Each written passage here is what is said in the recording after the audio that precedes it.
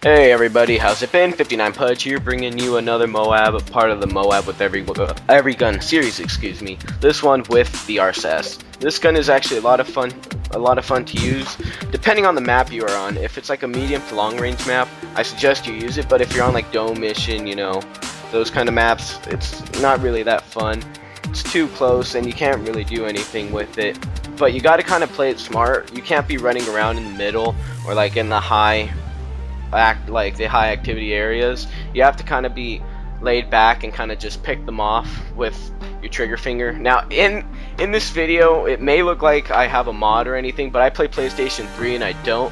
I've been playing COD for so long that my finger it's just wicked fast. But anyways, if you're wondering what class I'm using, I'll put it up right now.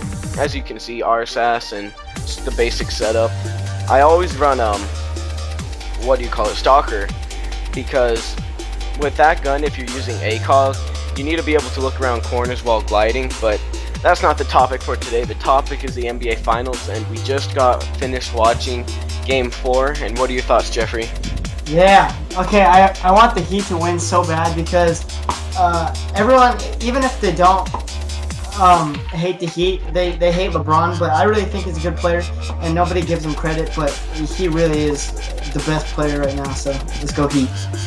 I'm the other way around. I want the Spurs to win. Even I don't like either team. I'm a Laker fan, as you might know, but I just can't like LeBron because I like Kobe so much, and I think Kobe's the second best of all time behind Michael Jordan.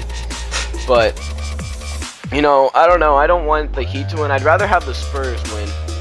I think after today's game, the Pop is going to make some adjustments. You know, Tony Parker is still recovering from that hamstring injury. And, you know, Manu Ginobili, I feel he's hurting the team more than he's actually helping them. Wouldn't you agree with that, Jeffrey? Well, 4 points isn't doing anything, especially when he's going 1 for 7 or 2 for whatever he did today from the field. That doesn't help at all. Yeah, like literally, he has just been awful.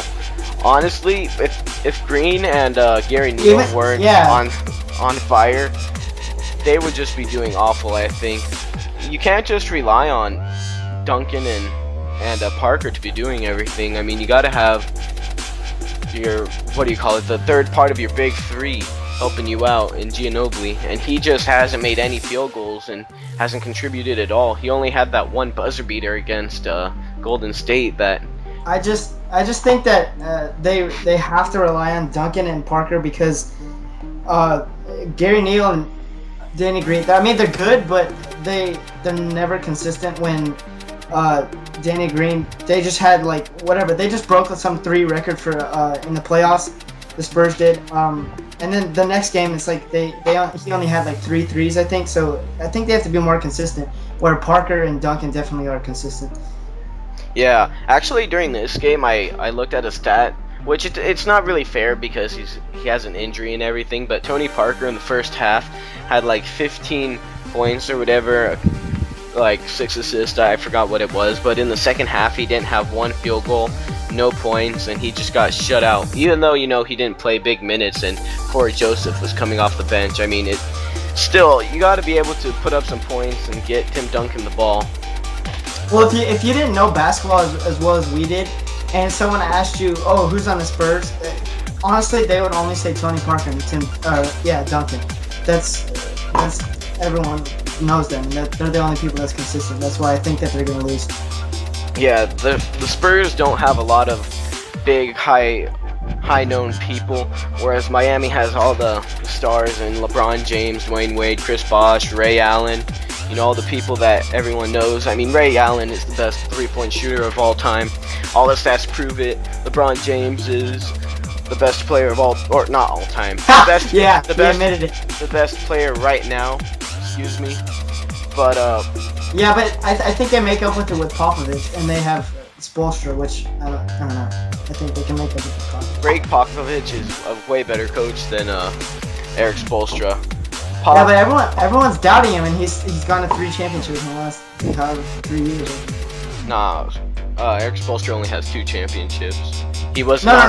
no, no. I know, but he's gone to the championship Oh, okay. 3 times in I the was gonna last say year. he wasn't the head coach of the Heat when Dwayne Wade and the Heat won in. Shaq. Yeah, and when was it, like 06 or whatever? I think it was 06, 07, or 07. One of those two. I know that. Yeah, whatever year the Heat won. He wasn't the coach. He's only been the coach like the past 4 years or something. I forgot. Yeah.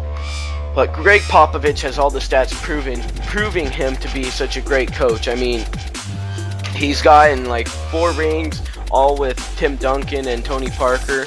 I mean, Tim Duncan has been in the league for like 18 years, and Pop has been coaching for way longer than that. I mean, Yeah, because Duncan's like 37 now, so. yeah, but I don't know if Tim Duncan's going to retire after this year or whatever. And right here, as you can see, I get the MOAB. It was a lot of fun getting the gameplay. We didn't talk much about it, but yeah, if you enjoyed it, please leave a like. It really helps a lot. And subscribe for more great content. Thank you guys. Alright, later guys. Peace.